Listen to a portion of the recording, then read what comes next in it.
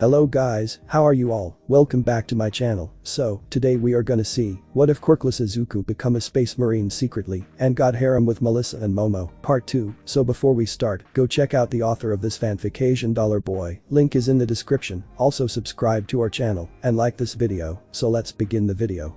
Aizawa Momo. The procession of 3 cars slowly drove down the busy roads of Musatafu, Japan. The cars in the front and back were full of men in dark suits and eyeglasses, firmly sandwiching the car in the middle. A fingernail painted with black nail polish tapped impatiently on the windowsill of this car. On this finger, delicately painted, was the image of a flower. The owner of this finger was, of course, none other than Momo Aizawa. I pursed my lips as I gazed disinterestedly outside the window, barely acknowledging the outside view. My mind was stuck on the coming test, after all. I was currently on my way to attend the UA recommendation entrance test. I was both proud and nervous to be able to participate in such a highly sought-after event. What kind of amazing people will I meet today? We're here, miss. The voice of my driver brought me out of my daydream. Already? I perked up. We were parked just outside the illustrious UA Academy. From here, I could see the unique H-shaped towers of UA rising prominently into the skyline. So this is UA, I thought, how majestic. It's everything I expected and more. Giddily, I gave myself a final look over in the limo's rearview mirror. From the reflection, I could see a face, brimming with charm and confidence, staring back at me. This face looked roughly 17 or 18 years old and had an easy smile on its plump lips. My brows and eyes were delicate. I had often been complimented that they looked like a sketch that had come from the exceptional brush technique of a master painter. My nose was high and straight, and next to my lips were perfectly shallow dimples. I wore a professional, handmade sport suit. Etched on my ample, prominent bosom was Aizawa. Only once I had made sure that I looked and felt like $1 million did I bother to step out. After all, I was representing more than just myself, but my entire family. You can do this, Momo, I encouraged myself. Good luck, young miss, my old driver called as I left. I responded, thank you, as always, for the ride. I don't know when I'll be done, so please be on standby. Understood. Nodding, I turned around. Around me, people were already beginning to point and stare. Who's that chick? She seems loaded. A hero examinee?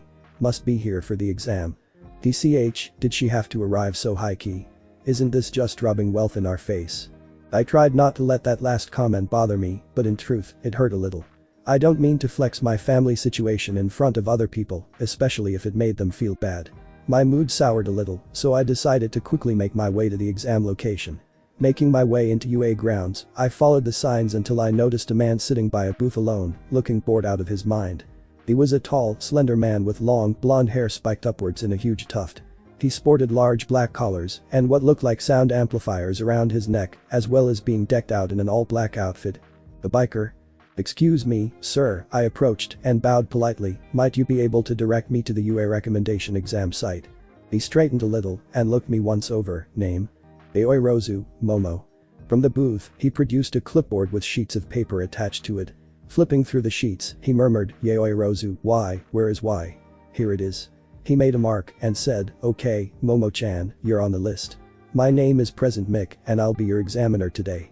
Just follow the signs and head to the track for now, we'll begin the practical shortly. I bowed, hiding my surprise at his position, and left to follow his instructions. Upon arriving at the field, I noticed that a few other examinees had already arrived.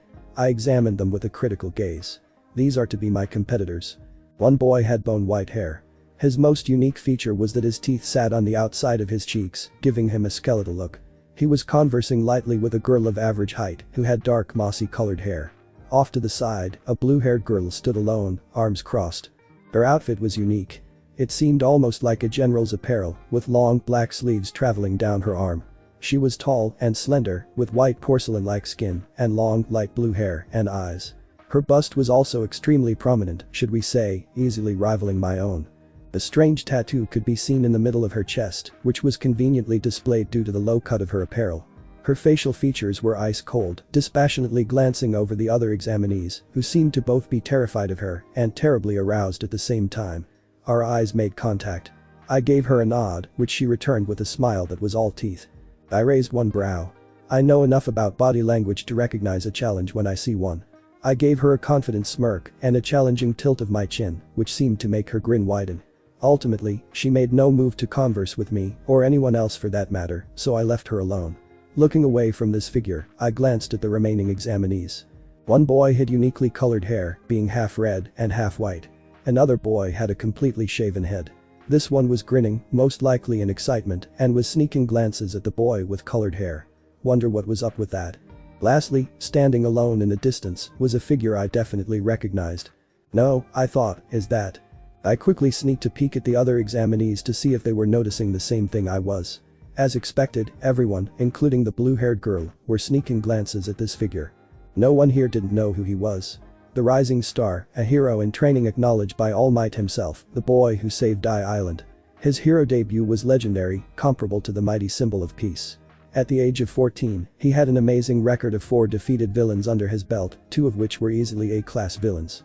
His talent and achievements were enough to put him on the radar of every hero agency in Japan, no, the whole world. It could be said that, in this generation of young heroes, he reigned sovereign in terms of might, power, and achievements. Midoriya Izuku, I muttered, the green. He was currently doing stretches in a lone corner by himself. He wore a simple green tracksuit that could in no way hide the powerful, lean muscles underneath. Around his neck was a metal band. It didn't look anything special. There was a 10-meter radius of space between him and any other examinees who, for the most part, seemed starstruck in his presence. He paid no attention to the attention and focused on his preparation. I gave a nervous gulp underneath my breath. My palms started to lightly perspire. I have to compete against someone like him. As I tried to calm my nerves, I noticed the blonde examiner, the man who introduced himself as Present Mick, walk up to the group. He surveyed us with a quick look before booming out, "It looks like we're all here. Welcome, examinees, to the entrance exam for UA's recommended students. Before we begin, allow me to congratulate all of you for making it here. Each and every one of you is the top student of your respective middle school and is an excellent seed for a hero. However, only a few of you will be selected into UA, which in no way reflects upon your true potential. It is an unfortunate fact that UA has a limited amount of space for incoming students, otherwise we'd gladly take everyone we can." Here, he gave a pause. "The upcoming exam is practical. It is a simple 3 kilometers race. You will be graded based on your usage of quirks, your final ranking, and some hidden factors. You are not allowed to attack other examinees, nor are you allowed to do anything that would prevent them from otherwise completing the course. You are not allowed to stray from the course. If you are caught cheating or disobeying the rules, you will be immediately disqualified. Are there any questions?" No one raised their hands. Then, as a way to start off this wonderful exam, everyone says it with me. You know the words. Plus ultra. Complete and utter silence as we collectively start in bewilderment at Present Mick. His fist was raised in the air as he struck a strange pose. The first to make a sound was, surprisingly, the green legend himself. Midoriya-san chuckled and raised his fist. "This is the UA entrance, everyone. We may or may not all make it, but let's get into the hero spirit, yeah. I'll be the first to jump, feet in. Plus." Besides him, the tall boy with the shaved head grinned. Numerous other examinees began to smile too. Ultra. I couldn't help but smile at the lightened mood. Before, everyone was tense and nervous about the exam, but with a quick rallying cry, the entire mood was lifted. I couldn't help but glance at the green-haired boy in slight admiration. He's an exceptional leader. I couldn't help but notice that besides me, 2 other people didn't join in. One was the colored boy and the other was the blue-haired girl. Both were staring intensely at Midoriya-san. Present Mick smirked from where he was and marked something into his clipboard. After doing so, he announced, "Everyone, let's get right to it. To the starting line." The examinees lined up. I took my place nervously. My fingers reached up to unzip my tracksuit jacket, revealing my sports bra underneath. I took off the jacket and began to strip my pants as well. The boy beside me turned to gape, but I paid him no heed. Now bare save for a criminally short pair of running shorts, a black sports bra, and sprinting shoes, I readied myself at the start line. I could feel multiple gazes on me, mostly from members of the opposite gender, but I ignored them. Their distraction is to my advantage. I need this to use my quirk most effectively. Ready? Set. Go. The starting line seemed to literally explode. No, like physically, actually exploding. Multiple things seemed to happen at once. Firstly, the colored boy and the blue-haired girl shot forward in a burst of speed, trails of icy spikes appearing behind them. The boy had his right hand extended forward, ice emitting from his palm, creating a path underneath him for him to slide on, whilst the brunette had simply materialized a throne of ice to lounge on, propelling that forward instead. The 2 exchanged brief glances of surprise at the similarity of their powers before shifting their focus to the race itself. Neck and neck with the two was the kid with the shaven head. He had propelled himself forward with a burst of wind and was now flying at rapid speeds whilst emitting strong gales of wind from his palms and the soles of his feet. Of course, to no one's astonishment, Izuku Midoriya was firmly in the lead, although surprisingly not by much. The other three were only perhaps maybe 2 or 3 seconds behind him. The other examinees were buffeted by the sheer force behind these people's takeoff, which caused a temporary lull. However, they quickly gathered themselves together and began sprinting off into the distance. I, however, remained where I was. There's no way I can physically keep up with any of the top-level examinees here, no matter how athletic I am. There was just a fundamental difference in power there. However, the Yaoi Rozu way is this. If you can't do it yourself, then imagine something that will. I completed under my breath. I closed my eyes and began to concentrate. This was why I had stripped myself earlier. A glow emanated from my back as what seemed to be the back end of a vehicle emerged from it. The creation process took about 30 seconds, enough to firmly place myself in last place by a wide margin, but I wasn't worried. This'll soon even out their advantage. The completed product was something no one in Japan wouldn't be able to recognize. It was famous worldwide for its speed, acceleration, and beauty, so much so that it had to be limited in its engine. The Hayabusa Ninja. With this, I was confident I could take first place. I materialized a leather biker's outfit over my form, as well as a helmet, before taking my place at the seat and revving up the beast. With a screech of tires, I shot off to officially compete in the race. It took less than 20 seconds for me to overtake the examinee in last place. 3 more to overtake 5. 2 more to overtake 7. As I accelerated further, the rate at which I overtook the examinee increased. The roar of my Hayabusa caused more than a few to turn their heads back in astonishment, which cost them dearly, as a black blur shot past their position. Soon, there were only 4 more in front of me. The 3 examinees I had noticed earlier were still neck and neck. One of them, the guy with the wind quirk, was able to peek behind him. He noticed my rapidly approaching form was aimed directly at him, which caused him to yelp in panic and frantically shift his body upwards. This emergency maneuver of his allowed me to pass under him safely. The roar of the winds, combined with my helmet, made it hard for me to hear, but I swore I could hear him shouting behind me. Well, I can't think about it now. Only one person remained, and I wasn't about to let him show me up, legend or not. I leaned down further into my bike and accelerated even further, almost instantly becoming neck and neck with Midoriya-san. I chanced to glance at him from the corner of my visor. His face was shocked, like he couldn't believe what he was seeing. And then, I overtook him. Green. Izuku. What the hell was that a Hayabusa ninja? Who the hell is the rider? I glanced at the back of the mysterious examinee in confusion. A quirk. That allows you to summon vehicles. No, I chid myself, now's not the time to daydream. I didn't think I'd meet a single person here who'd be able to make me activate one for all at all, but my expectations were pleasantly surpassed. I'm sorry, mysterious rider, but the first place is mine. Raising one hand to press against the side of the metal band I wore on my neck, I elucidated while running, limit release. 5%. 5% should be more than enough to deal with anything here. I had been firmly in the lead without my quirk beforehand. My altered physiology was already extremely powerful in the first place. Now though, I transformed into a green blur, accelerating forward and leaving tendrils of green lightning in my wake. I overtook the rider easily, dashing towards the finish line. I was able to pull ahead and finish about 10 seconds before the rider caught up, placing me irrefutably in first place. I stood at the side of the track, arms crossed, as the rider in black blasted past the finish line and screeched to a halt in front of me. A dark helmet covered their visage, but no amount of leather could hide the distinctive feminine form beneath it. Dark tresses of hair, long enough to reach down to her back, were visible beneath the helmet. She came to a halt in front of me, turning black visors to gaze in my direction. "Good work," I said, "you caught me by surprise earlier." The rider remained silent, gazing at me in curiosity. She slowly unbuckled the helmet and lifted it off, revealing a pale-faced beauty on the bike. "You suddenly accelerated," she said, "were you holding back before?" I could only give a wan smile and a shrug. I wasn't even using my quirk before. "You forced me to use it." She stared at me in slight disbelief, then shook her head slowly. As expected, she muttered slowly under her breath. I tilted my head in puzzlement. By now, the other examinees were finishing up the race as well. The final results. Present Mick announced, in first place, Midoriya Izuku. In second place, Yaoi Rozu Momo. Coming in third, Urashi Inasa. Tied in fourth, Shoto Todoroki Annie. I tuned out of the announcement here. First place, this should firmly place me in the USA. I clenched my fist. All Might Sensei. I didn't let you down. The commotion to the side drew my attention.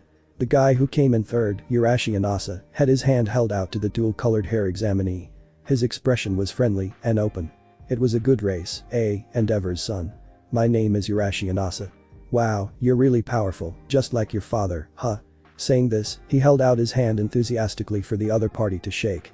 Unfortunately, the other party didn't seem to want to return the favor. I'm nothing like that man, he hissed, and I wasn't competing with you, anyway. I just did what needed to be done. Nothing more. Urashi's face was shocked at first, but then it quickly morphed into a neutral expression. I see, he said, you're wrong. You're exactly like him. This statement elicited a bone-chilling glare from the boy before him. I frowned at the sight, moving towards the duo to break things up before things got heated. They noticed my approach, as well as the biker girl, who for some reason decided to follow me. Ah, you're Izuku Midoriya, yelled Urashi in excitement, it's a pleasure to meet you. He bowed down with such force his head cracked the pavement, causing his cranium to start bleeding. I paused where I was in shock, hand halfway extended for a handshake. What the? He straightened up, paying no heed to his bloody head, and noticed my extended hand. He grabbed the limb and shook it with gusto. Wow, you're just like the rumors. I've been following your exploits, man, and I can't tell you how impressed I am. You're my idol, you know. Urashi's boisterous voice was infectious, and my lips couldn't help but curve into a laugh. Thank you. I noticed you've got a pretty powerful quirk yourself. I can see you definitely have great potential to become a top hero. I reached up and patted his shoulders with one hand. I look forward to seeing you at UA. His visage was stunned, then emotional. Thank you, he said in a blubbery voice that was so kind. The boy with red and white hair was still standing there, although his gaze was now fixed on me. Shoto Todoroki, he introduced himself, I've heard of you. I offered my hand out in a handshake, which he took after brief consideration. I noticed your ice quirk. It's pretty powerful too, I complimented him. I can also definitely see top hero material in you. UA would be blessed to have someone like you as a student. I was completely honest in my praise. But being a hero means more than just having power. It's also in how you present yourself to the public. There. That was as subtle as I could make it. Fortunately, he seemed to get the underlying message. He closed his eyes in consideration for a minute, then released an explosive sign. The biker girl, Urashi, and I merely watched him in silence. Todoroki turned to Urashi and bowed. I apologize for my curtness earlier. I was just frustrated about my position. You deserve the place you got, and I apologize for snapping. It was unbecoming of me. Well, color impressed me. It takes a big man to admit your faults, especially in front of strangers. I began to look at Todoroki in a new light. Urashi seemed flustered at the new development. Ah, it's no big deal. You don't, I mean, please get up. Laughing lightly at their antics, I placed a hand on Todoroki's shoulders and another on Urashi. I think this means all is forgiven, I said lightly. I'll see you both in the USA. Biker girl merely watched everything in silence, her expression inscrutable. One last person approached our little group. No, rather than say approached, it was more appropriate to use the term stalked. There was something predatory in her aura, whether it was the glint of madness in her eyes or the way she walked purposefully over. She came to a halt in front of me. I recognized this girl as the one who tied with Todoroki, but I had turned out her name earlier. Can I help you? Her lips curved into a grin. You, she dug one finger into my chest, are strong. Thank you. You're not like anyone else here. Blood here, she took a deep breath, I can see it. In your eyes, in your gait, in your mannerisms. You are different. I stiffened at her words. Her words would be cryptic to anyone else, but I knew. I knew what she was referring to. The blood on my hands. The sin in my soul. The scar on my heart. I originally signed up on a whim, she continued, but now I'm interested. The so-called king of our generation. She licked her lips. What kind of person is he? With that, she turned around and left. I'll be watching her parting words to see what kind of story unfolds from here. Remember the name. Esdeath von Partis. Our group of four stared at the retreating figure of Esdeath. Who was that? Breathed Urashi, his eyes shining brightly. She was so cool. Todoroki didn't say anything, only narrowing his eyes at the figure in the distance. I was still ruminating over the words of Esdeath when I realized the biker girl was still here. Coughing gently to grab her attention, I held out my hands for one last greeting. Sorry our introduction got cut off for so long. Midoriya Izuku, nice to meet you. Start over. Glancing at my hand, she gave a bell-like laugh and grasped it firmly. Melissa Momo, she stated, and don't you forget this name either. She gave me a wink. I'll be sad if you acted distantly if you see me at school. The four of us exchanged pleasantries for a little more before separating to each head our own way. As I walked off, something in my heart told me that this meeting was the beginning of something huge. Green. Aizawa. The door to the viewing room hissed open as President Mick stepped inside. The flamboyant man gave an exaggerated stretch and yelled, "It's done." "Good work," congratulated Principal Nezu, sipping lightly from his mug of coffee. "And how were the exams?" "Man, you would not believe the seeds we got this year," the blonde man guffawed. "This is gonna be an interesting year."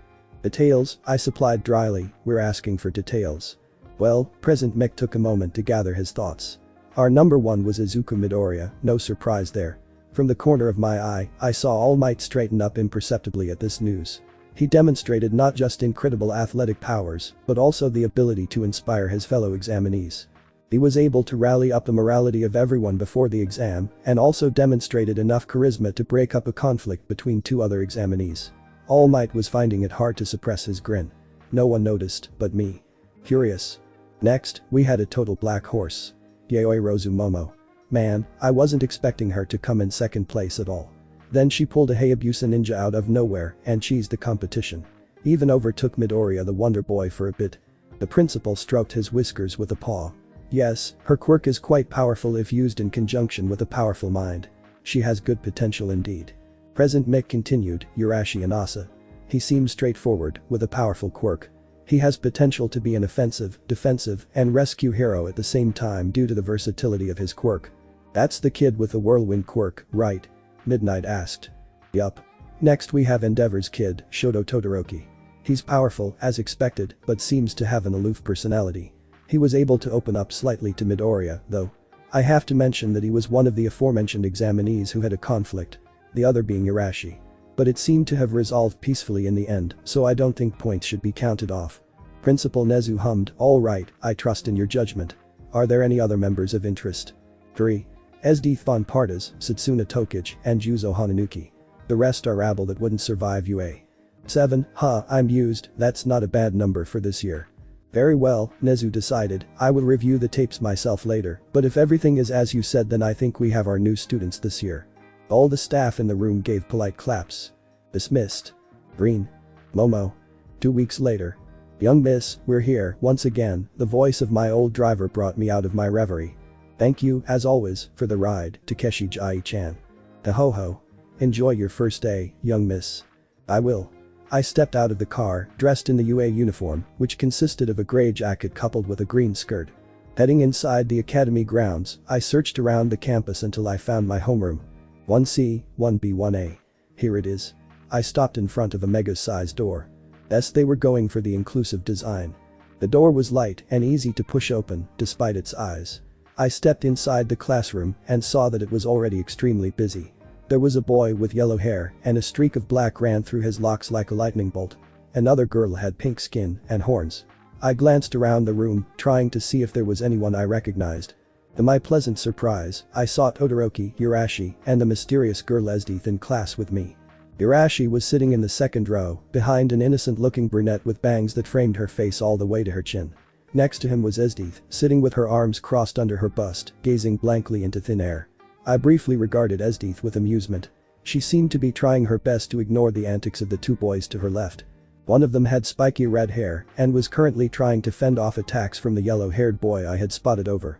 Move over, yellow boy hissed, I want to sit next to the beauty too. In your dreams, gritted out the red-haired boy, this is the start of my high school romance. I won't let you get in the way of my happiness. The two continued to struggle back and forth.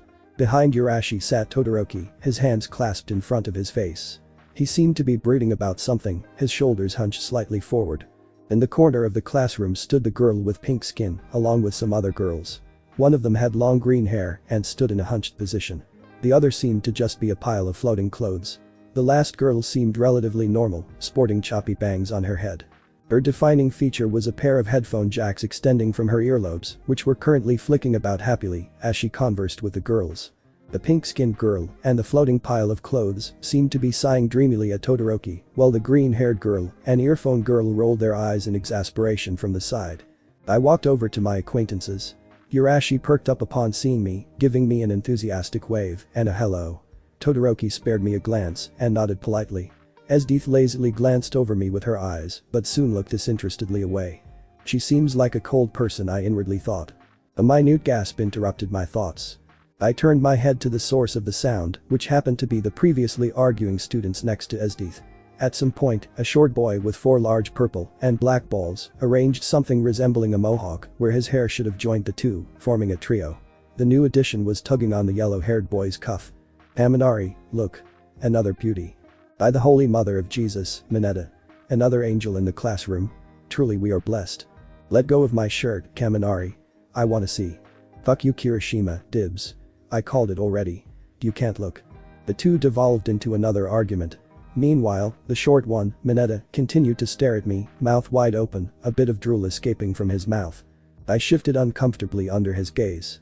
Finally, Esdeith seemed to no longer be able to rein in her impatience. She shifted her position, crossing her legs and turning to look at the buffoons next to her. "The price for impudence," she uttered icily, "is execution." From the soles of her feet, a trail of ice moved towards the trio, freezing them all in place. "Finally, some peace and quiet," uttered Esdeith. The rest of the class stared at her in shock. "Should we help them?" A guy with a prehensile tail uttered nervously to his companions. A huge masked student with 6 arms rapidly shook his head, an action mirrored by another average-looking boy with cylindrical elbows. The blonde boy with spiked hair barked out a harsh laugh. "Ha, serves those extras right for not being able to keep their mouths shut." This boy had his feet cockily placed on his desk. The sculptures didn't last long, however. With a mighty yell, the red-haired boy, Kirishima, broke out of his cold confinement. His hair, face, and other visible parts of his body had become straight and jagged, like rocks. They seemed to have hardened in place. His companion, Kaminari, broke out of his icy shell by releasing large amounts of electricity, which broke through the ice. Only poor Mineta was left in his shell, unable to break out. Kaminari and Kirishima took pity on him and helped him thaw out, but the three were sufficiently subdued by the icy glare of Esdeith. Soon after this commotion was over, another one started immediately. A serious-looking boy with glasses strode up to the blonde boy who had his feet up on the desk. He chopped at the air in front of the blonde boy animatedly. "Hey, fellow classmate. Don't put your feet on the table like that. Don't you think that's disrespectful towards everyone else?" The blonde boy answered with an expression that was both snarl and sneer. "Ha. No, as a matter of fact, I don't think that, you two-bit extra. Who the fuck are you?" "I'm Tenyu Iida from Saumei High School." Iida, who had just introduced himself, placed one hand to his chest while the other was still robotically chopping down. "Saumei?" Blonde boy sneered. Well, we've got an elite here. It seems like one more reason to fucking end you." Iida sputtered in disbelief. "End me? Are you sure you're here to be a hero? That sounds more like what a villain would say." Just as they were about to devolve further, Iida suddenly stopped and stared at the door. Confused, the blonde boy also glanced in the same direction. Because the two had been making such a commotion, the entire class, or at least the ones that were paying attention to them, involuntarily did the same, myself included. At the entrance of Class 1A, a green mop of hair peeked into the classroom. Green, mischievous eyes roved over every member of the class as he leaned his torso into the room, supported by 2 hands on either side of the doorframe. "My first impression of you all," Izuku Midoriya stated, his eyes pausing on a yellow sleeping bag near the front of the room, "is that you seem to be a lively bunch." Green. Izuku. Silence pervaded the room as the people inside digested my words. Wide-eyed glances were thrown my way as I fully stepped into Class 1A, closing the door gently behind me. I recognized Kakin immediately, arguing with a tall blue-haired boy with glasses. Further inspection of the room revealed more acquaintances. Esdeith, who had perked up in her seat and was giving me her full attention, Yaoi Rozu, who gave me a smile and a wave, Urashi, who was grinning wildly, and Todoroki, who gave me an inscrutable look. Kakin and I made eye contact and he grinned ferociously at me. I gave him a smile back. Bowing 45 degrees forward from my place at the front of the class, I introduced myself. "Nice to meet everyone. My name is Izuku Midoriya." I straightened up. Some of my classmates looked flabbergasted, while others were barely containing themselves, for some reason. "Let's be heroes together, yeah." The wave of sound seemed to burst into existence spontaneously. I could hear mutterings across the room of all sorts, from things like "Is that the real him? He's in our class. Wasted. Seems like some big shot," and so on. The terms Island and All Might were sprinkled around somewhere in there, too. I approached Yaoi Rozu and her group, which coincidentally consisted of everyone I met that day in the entrance exam. "You sure know how to make an entrance," her amused voice drifted over musically, "Mr. Hero of Island. It's nice to meet you again, Yaoi Rozu-san. You too, Urashi," I added with a laugh, seeing the boy desperately waving his hands at me from the side. "Ahaha, I can't believe we're in the same class together." this is so exciting," came his boisterous response. "Midoriya," came the quiet greeting from Todoroki. I gave him a nod and a smile. "Hey man." He seemed satisfied with that level of conversation, so I let him be. To my side, Esdeath had propped her chin on hand and was staring at me with an enigmatic look. Her gaze seemed like it could pierce through me. "Esdeath," I greeted, slightly nervously. For some reason, this girl gave me the creeps. She had a distinctive aura around her, like even though we were right next to each other, she existed on a different plane or dimension. It was an off-putting sensation. "Carnivore," she greeted. I blinked. "What? You?" she elucidated. "Carnivore. Part of a trio in this class." "The trio? You, me, and..." She pointed a lazy thumb backwards, toward someone I knew intimately well. "Kaken?" "Katsuki Bakugo," she drawled, giving me a lazy look. "Kaken. Sounds like you two have history." I gave a wry smile. "You could say that." My palm shot up to intercept a fist directed at my face. "Kaken," I sighed, "really?" He retrieved his fist, grunting, "Don't be a pussy, Deku." That was barely a love tap. His palms were still smoking from the aftermath of his explosions. Around me, Urashi, Todoroki, and Yaoi Rozu were staring at Bakugo in shock. A bird-headed boy next to Todoroki gaped his beak in astonishment. Esdeath merely smirked. "I didn't even see him move," said Urashi in shock. He crossed the distance from the back of the room to here in less than a second. Kaken gave a grating laugh. "Ah, you're all too focused on Deku here. He's not the only one to watch out for in this class." He growled at everyone, "The name is Katsuki Bakugo. Remember it, for it will be the name of the future top hero." "Quiet, kid. Save for me, Kaken and Esdeath." The class collectively froze and glanced towards the unfamiliar voice coming from the front of the classroom. A bizarre sight greeted us. A scruffy-looking man, wrapped up in a yellow sleeping bag, glared clearly at everyone. "You guys are really rowdy," he drawled. "Can't a teacher get some shut-eye before class starts?" He unzipped the bag and stepped out, exposing his ragged black outfit underneath. A mass of bandages was wrapped around his neck loosely. "I'm Aizawa-sensei, your homeroom teacher." He glared at everyone, eyes glowing in an ominous red color. "Get to your seats. Class is starting." "Izuku." I sat upright in my seat, all the way in the back of the room in the very last row. I was seated between Bakugo and the kid with purple ball-like objects on his head.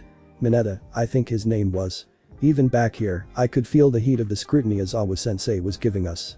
"You know what I see," he said lightly, looking at the bunch of you.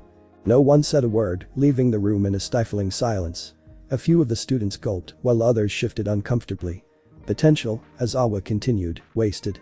I don't see any direction, any drive, from the bunch of you." His tone was scathing. "I even believe I heard some of you fitting over seating arrangements for, of all things, a girl." Besides me, Mineta stiffened in his seat and began sweating. "You know who you are," Aizawa said, "stand up." Reluctantly, Mineta, Kirishima and Kaminari stood up shame-faced. Their faces were red and they kept their eyes averted towards their desks. Aizawa glared at the three, but didn't give them the third degree like I expected. Instead, he continued talking. "Someone else seemed to think it was okay to disrespect their classmates and school property in my class. Whoever had their feet up on the desk," Aizawa's eyes glinted ominously, "stand up." Bakugo shuffled beside me and did as instructed. "Whoever used their quirk without permission, stand up." Esdeath, sitting about 2 rows in front of me, jerked her head upright. I couldn't see from where I was, but I could imagine the coldness of the glare she was giving Aizawa. He didn't back down and simply stared her down until she relented and stood up with a snort. A few members of the class also stood up, including a brunette girl in the first row, Urashi behind her, the guy with cylindrical elbows, and the pink-skinned girl. By now, roughly half of the class had been forced to stand. Some of them were glaring at Aizawa, namely Esdeath, but the rest seemed to be embarrassed. "This is a hero school," said Aizawa, "not a zoo. You are learning to become heroes. Paragons of justice. You are not heroes yet, but in my class, I will hold you to the standards of one. This means no reckless use of quirks, no disrespecting of each other or school property, and no stupidity. Otherwise, you can pack up now." He surveyed the room once more, taking in everyone's chastised look. "We've wasted enough time." From inside his sleeping bag, he pulled out a plastic bag. Within them were uniforms. "Put these on," he said, "we've wasted enough time." I don't know much else about Aizawa, but he certainly put the fear of God into us within the first 5 minutes of class. Green. We were gathered around a track, which I recognized to be the same one I had taken my entrance exam in. Aizawa stood in the center of our class, hands in pockets. "We are now going to conduct a physical exam," he stated. He looked down at the list in his hands. "Bakugo, step forward." The blonde stepped forward cautiously, still wary of Aizawa after having been called out earlier in class. Back in middle school, what was the furthest range you could throw a baseball? Roughly 73 meters, I think. Right, and with your quirk, how far? I've never done it with my quirk, came his reply. Sir, he added. Exactly. Aizawa drew himself to his full height. The government is irrational. They limit the usage of quirks in schools, thinking it will be safer for students to study in a quirk-less environment. Instead, it does the opposite. By now allowing children to familiarize themselves with the quirks, they limit the growth of the child. Aizawa tossed Bakugo a baseball. Throw this using your quirk. Bakugo stepped up onto the base. He wound himself up in a classic baseball pitching position, screamed die, and chucked the ball away in a fiery explosion. We watched a ball rocket away, tracking it all the way to the other side of the track. Aizawa held up a machine in his hand, which displayed the numbers, 730 meters. We all gasped at the difference. In this physical, grinned the scruffy man, you will be allowed to use your quirks. Do your best, because the person in last place will be expelled. Few gasps from certain members of the class. What? Screamed the brunette from earlier, you can't expel us. We just got here. That's completely unfair. Our sensei glanced at her. Achako Uraka, huh? And do you think natural disasters are fair?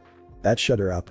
Do you think villains with powerful quirks will hesitate to use them on you because it's not fair? Lots of things in the world are unfair.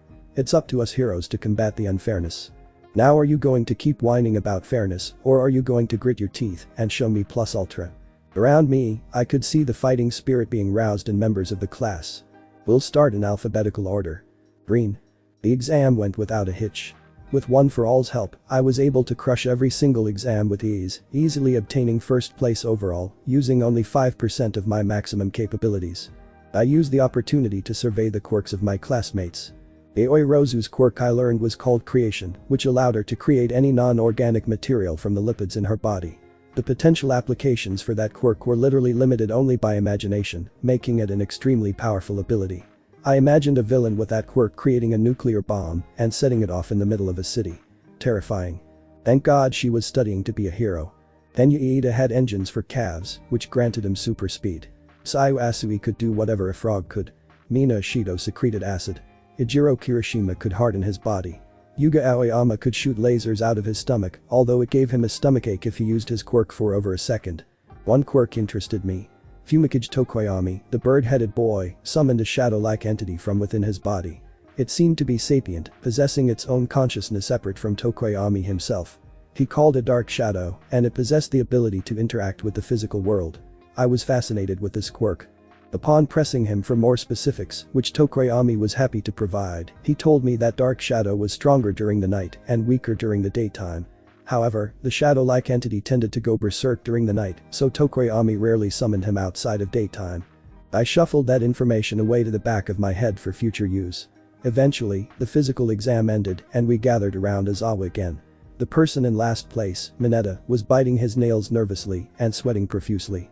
I felt a little bad for him and wondered if I should speak up and convince Aizawa to let him stay. It seemed too cruel to just cut someone's dream right off the bat.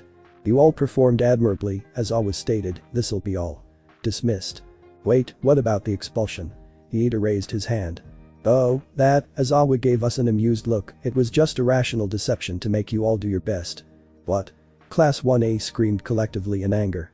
Aizawa just grinned evilly. Green. I am here walking through the door like a normal person. Around me, gasps of admiration rang out among the students. It's really him, Kaminari exclaimed, All Might is here, as a teacher. He's more handsome in real life, said Mina, hands cupped around her chin. This is the top hero, stated Bakugo, the man who stands at the very top. All Might stood proudly in his Silver Age suit, posing at the front of the classroom with his arms cocked at his waist. Welcome, young students, to your Hero Academia. It is I, All Might, who will be your teacher for foundational hero studies. Here you will learn to utilize your quirks in order to deal with all the duties that come with being a professional hero. Today's first lesson will be combat. At those words, everyone's heads perked up, including mine. Combat. All Might pressed a remote in his hands, which made cupboards pop out of the classroom walls. Here are the costumes you designed and sent in. Put them on and meet me in ground beta. A while later. Class 1A stood decked out in our colorful hero costumes, awaiting instructions from All Might. My costume was, naturally, green in color. It was made of a special ballistic weave designed by Melissa herself months ago during her brief stay at my place. In fact, the entire suit was her design. It may look like simple spandex at first glance, but it provides ample protection to the wearer. Around my neck I wore the metal band she designed for me. It was based off Professor Shield's quirk amplifier, only instead of amplifying quirks it suppressed them. This allowed me to limit the power output of One for All until I got better control over it. I was to keep this band around my neck at all times, according to All Might's instructions. Never take it off, he had said, and limit your output to a maximum of 5% for now. Melissa told me that just by putting the band on, it limits your output to 80% of your power. However, that is still more than enough to instantly obliterate most villains, which is why I'm setting a soft limit of 5% on you for now. Alright, All Might clapped to grab our attention. Are you ready for your first lesson, Zygots? My mind briefly flashed to a scene from 9 months ago when I was training my quirk with All Might. He had called me a Zygot back then, too. Aoirozu raised her hand. What will we be doing today, sir? All Might pulled out a tiny book from somewhere, flipping through the pages. The script. The scenario today, he began, is that a team of villains have hidden a bomb somewhere in their lair. The hero's jobs is to either apprehend the villains or to secure the bomb. The villain's job is to either defend their bomb or defeat the heroes. You shall be randomly paired up with another classmate and I shall randomly decide which pairs are heroes or villains. Any questions? Iida raised his hands. May I ask the reason behind such a haphazard method of pairing? All Might grinned. Well, young Iida, it is because heroes are often called to make spontaneous team-ups with heroes from other agencies. You don't always get to pick and choose your allies in the real world. Iida nodded. So this is a lesson that looks far into the future. As expected of the top hero, your wisdom and discernment is beyond our comprehension. I am humbled, sir. All Might nodded. All right, let's get this started. He began reading off the pairs. I was paired, to my pleasant surprise, with Yaoirozu Momo, who seemed equally as excited about the team up. Looks like we'll be working together quite closely for now, Midoriya, she smiled at me. I grinned right back, looking forward to it. Call me Izuku. And me Momo. We turned our attention back to All Might, who had finished pairing everyone up by now. Now, it's time to figure out our first fight. He reached into 2 boxes that had come from Wait, were they there the whole time? Somewhere. One box was labeled villains and the other heroes. From inside, he pulled out 2 balls labeled with letters. Letter A and letter F, he read. That's us, I muttered to Momo, who nodded resolutely. As I stepped up, I glanced at our opponents to be. Esdeath and Urashi stepped up, the former staring hungrily at me, while the latter bounced in visible excitement. Team A will be the villains, All Might continued, while Team F will be the heroes. Everyone else, head to the viewing rooms. Team A, head into the building to your left please. You'll find the bomb inside on the 1st floor. You can pick where you want to hide them. Team F, stay outside for now. The exercise will start in 10 minutes, giving you both some time to plan. But that said, All Might began to head off with the rest of the class, but not before catching my eye and giving me an encouraging grin. I smiled discreetly back. We had agreed beforehand to not reveal our relationship as master and disciple to the public beforehand, due to the necessity of keeping my identity secret from All for One. Heading inside the building with Momo, we came across a paper match bomb. Got any ideas? I turned to Momo, who cupped her chin and thought. Well, it's certainly too big to just hide in some corner, she stated. We should definitely take advantage of your quirk to make traps or something. She nodded, agreed. I can do that. But is there even a need to hide it in the building? I gave her a confused look. What do you mean? I mean, she gave a sly smile, there isn't a rule that we can't just take this thing and hide it somewhere else in the 10 minutes we have. My lips began to curve into a wicked smile as I began to catch on to her suggestion. That's quite the devious plan, Momo. You make a good villain. She smiled and tossed her hair imperiously. That's right. I'm bad to the bone. She winked at me, Rarg. I smiled at the cute display and turned my attention to the bomb. Alright, I'll take the bomb with me and run, I said. You just trap this building as best as you can. Make them think it's hidden somewhere in here. Got it? We split off, each with a purpose. I snuck out the back of the building, bomb in hand, and took off into the distance, One for All creating crackles of green lightning around me. Ground beta was full of abandoned buildings. There was bound to be one where I could stash the bomb. Green. Momo. As Izuku dashed off, I turned my attention to my task. Trap the place up, eh? Not exactly an easy task. I could create a lot of things with my quirk, but I didn't know the first thing about trap making. This is turning out to be harder than I thought. I only had 10 minutes to do this, and from the discussion with Izuku earlier, we had used up 4 minutes. That leaves me 6 minutes to trap 5 floors.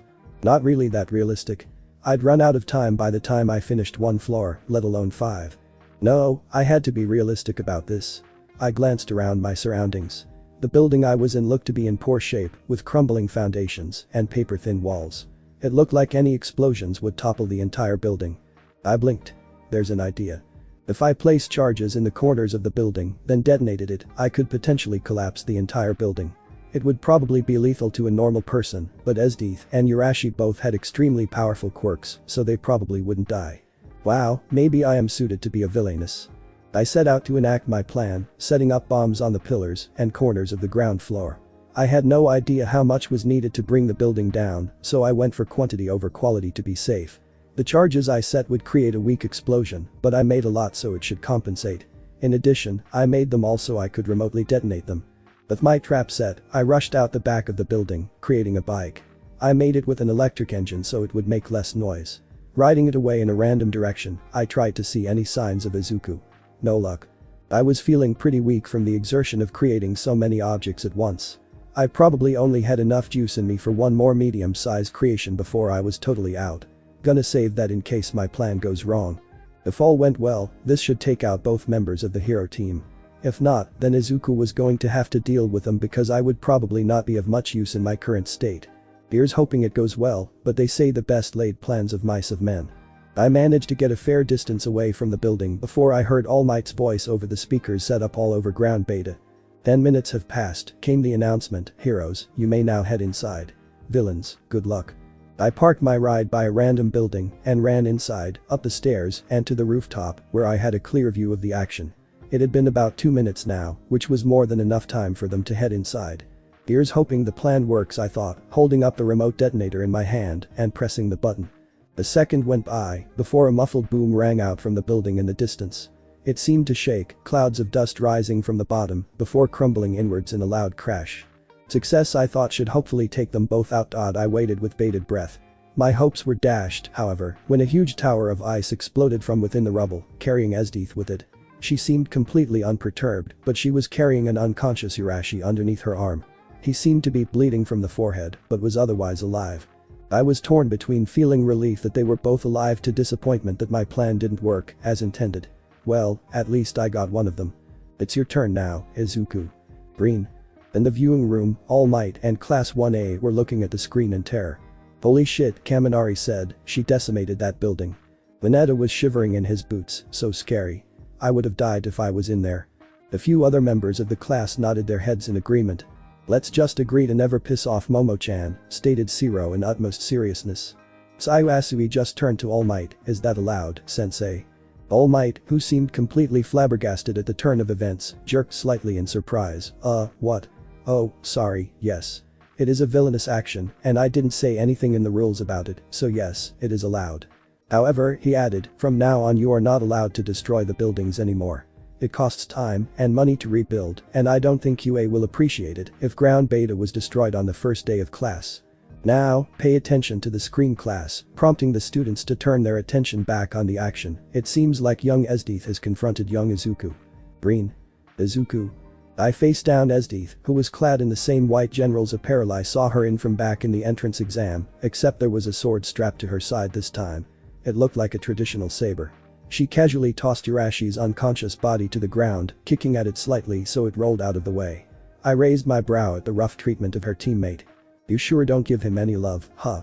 Weaklings that are taken out in a single blast are beneath my attention, she smirked, but this is just as well. I'd been meaning to catch you alone. Oh? I hadn't realized I was in such hot demand amongst the ladies. She gave me a dry look. Really? Sarcasm dripping off her voice, you didn't realize the effect you have on girls. I gave a dry cough, well, you're one to talk considering how you look. She gave me a languid gaze. Oh? Been taking glances at me behind my back, have you? You can't fluster me with this level of teasing, Esdeath-chan, I said, I've honestly handled worse. The predatory smile emerged on her visage. Oh, trust me, she purred, you can't handle me. She unsheathed her sword and leapt at me point first, crossing the distance between us in a flash. I cursed and hurriedly dodged to the side, avoiding the point by a hair's breadth.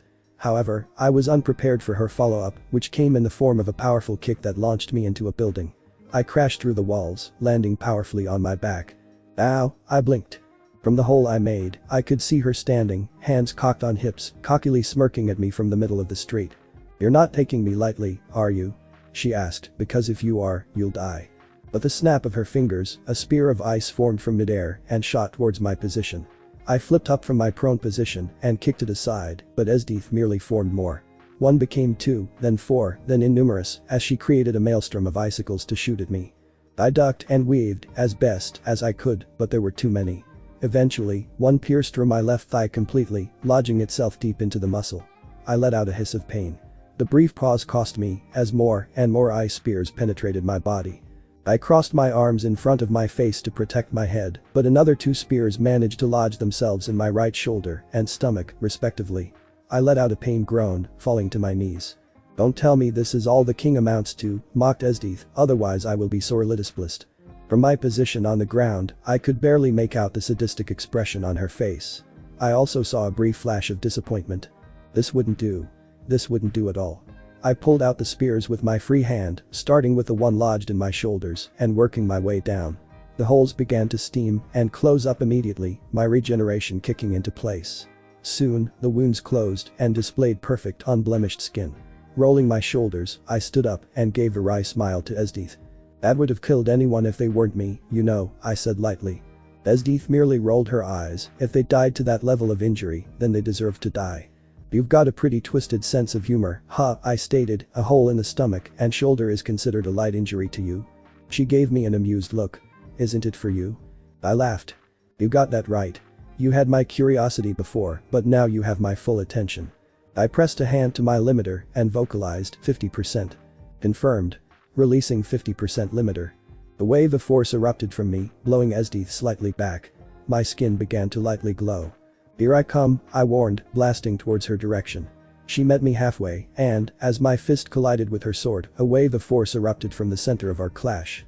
I was initially surprised at how she didn't even budge an inch, but then I noticed that she had reinforced her arms with a huge icy exoskeleton, as well as frozen both her feet to the ground. Esdeath tried to crush me with two ice pillars she created on both sides of me, but those I easily crushed with a punch.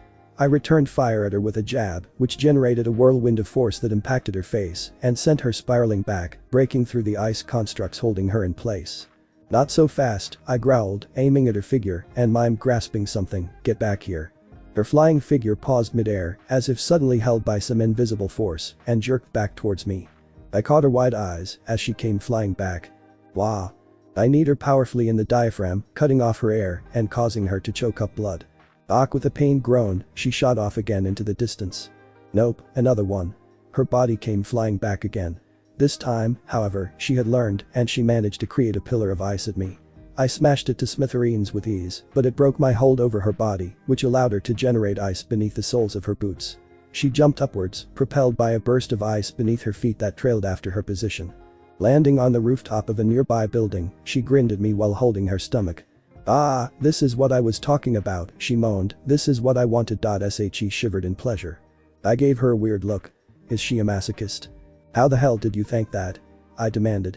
I didn't hit her with a full 50%, since that would most likely kill her, but it was a solid hit at around 20%. "I'm just really durable," she said, "but we digress. Warm up over, it's time to bring out the big guns." She snapped her fingers. Behold, the true power of the White General. From above her, an absolutely humongous meteorite of ice materialized, casting a shadow over ground beta. The thing was huge, looking to be almost half a kilometer wide. I choked back a gasp. "Are you crazy?" I yelled at Esdeath. "That thing could kill everyone here, including you." She smirked. "Not if you stop it." "What the hell makes you think I can stop something that big?" "Then I guess we die." Should I cursed, looking up at the rapidly falling meteor. 50% can't handle this. 80%, limit off. Quickly. Confirmed. Even more power surged through my body as faint red lines began to appear on my skin. With a cry, I leapt up from the ground towards the meteor, arm cocked back. No, one arm alone won't generate enough force. I twisted my body midair as I flew. Shoot style. 80%, Delaware smash. With a bang, my leg smashed into the bottom of the meteor, causing it to shatter into pieces. Chunks of ice crashed into ground beta, peppering across the entire training field. Most of it landed on the streets, causing large cracks to form in the ground, but some of them landed on the buildings, damaging them severely. "Got you," I heard. Esdeath, who had taken advantage of my distraction, had leapt up to my position. She created a hammer of ice and smashed down with it, blasting me into the ground from midair. She formed more pillars of ice, striking down at my prone form. I curled up in defense, still in 80% mode. The ice impacted me, but couldn't pierce through or damage my one-for-all enhanced body. My suit, however, was severely damaged. With a groan of effort, I shattered the ice that held me down, flipping up and preparing to leap back in the fray. However, when I glanced up again, Esdeath was nowhere to be. Where is she? I frantically looked left, right, in front of me, and behind me. Not up, not left, not right, nor in front or behind. That leaves. Down. I stomped on the ground with all my might, causing the ground beneath me to disintegrate and the entire training ground to tremble. Dust billowed out in clouds from the ground, but with a wave of my palm those dispersed, showing the dirtied form of Esdeath. Pieces of ice lay broken by her side, showing that she had managed to defend herself with an ice construct hastily. She coughed out a little bit of blood, but managed to stagger upright. "Yes," she croaked, "you're the one I've been looking for." We readied ourselves to fight, but a shout stopped us. "Enough." All Might's form crashed into the ground between us. He held out his hands, palms out, towards our forms. "This training exercise is over," he stated, "the heroes have won." "What? How?" I asked. "She hasn't defeated me." All Might gestured to me, "Look at your wrist." I glanced down, and to my surprise, saw tape wrapped around my left hand. "When?" I glanced at Esdeath in surprise. "When I sent the pillars of ice at you just now, of course," she smirked, "you were curled into a ball, not paying attention at all, so I took the opportunity and used my ice to attach it to you." "What about Momo?" I asked All Might.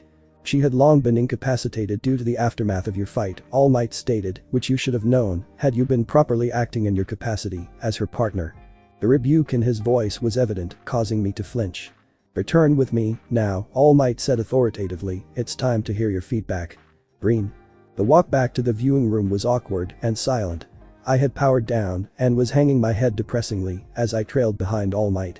Esdeath held her head proudly beside me, seemingly not bothered by All Might's rebuke at all. From time to time, her eyes would meet mine, which would cause her to shoot me a saucy smirk. Do this, I would avert my eyes. I can't believe I lost. Even with my power, I still. "We're here," All Might's voice rang out. The door to the viewing room hissed open, and we stepped into a room with a large screen. Within the room were the members of 1A, who were currently staring at us with open mouths. I noticed Urashi and Momo immediately, the former having bandaged his head and the latter having bandages covering her arms and legs. Guilt arose in me immediately at the sight of her injuries. How could I have forgotten Momo was there? I should have been more attentive. I'm a terrible teammate. I need to apologize to her. I ran over to her, scanning her body for more injuries. "Are you alright?" I asked, then immediately palmed my head. "No, of course she isn't, you dolt. What I mean is, how are you feeling?" She giggled, "I'm fine now. I took a bit of a fall, but recovery girl already healed me up.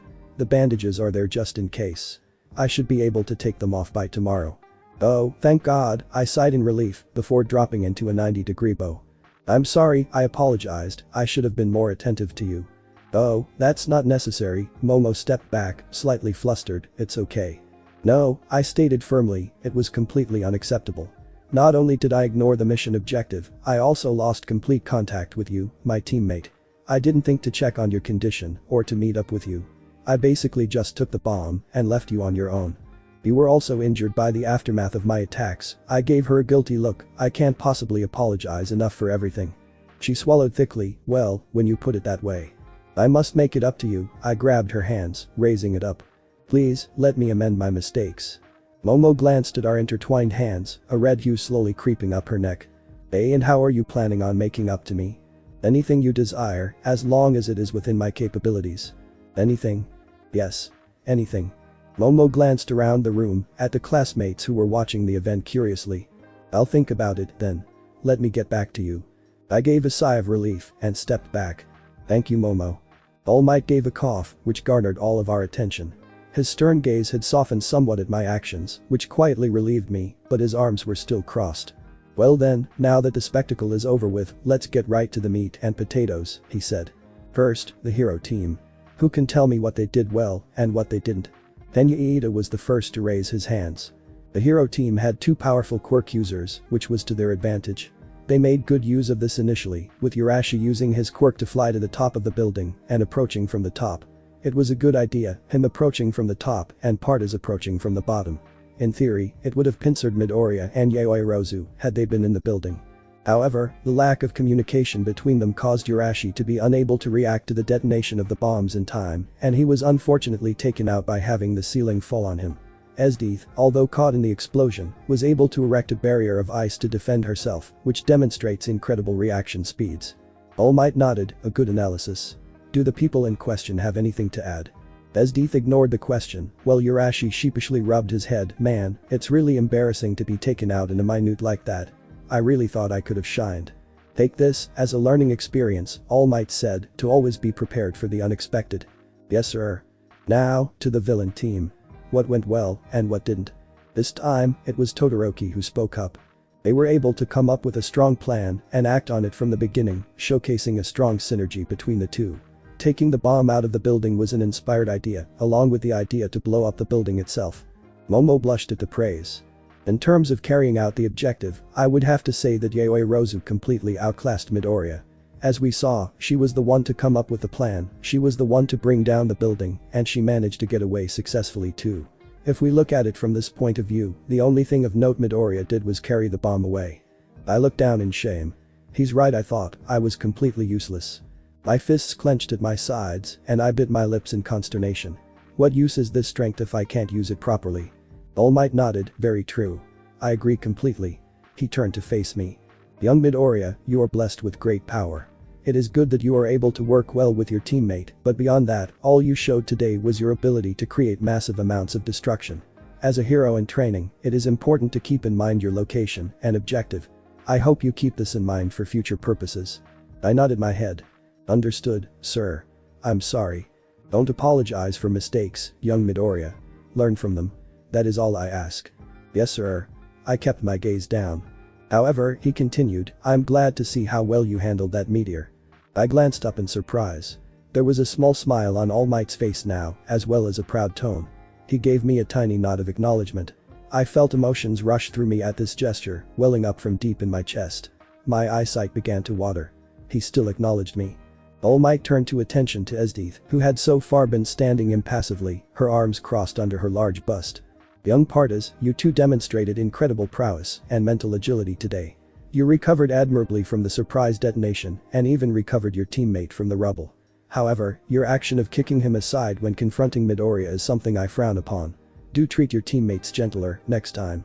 She gave him a sweet smile, of course, sensei. Furthermore, you were incredibly impressive with your usage of your quirk. I personally acknowledge Midoriya's strength, and the fact that you were able to go toe-to-toe with him is nothing short of prodigious. You should be proud of your power. Your powerful combat ability, coupled with your wit, is something that will serve you well. Continue to do your best, and we'll see a top hero out of you yet, my dear. Esdeath seemed stunned at this praise. Well, thank you, she managed, that is very nice to hear. That being said, All Might continued to speak, your actions this time were completely overzealous.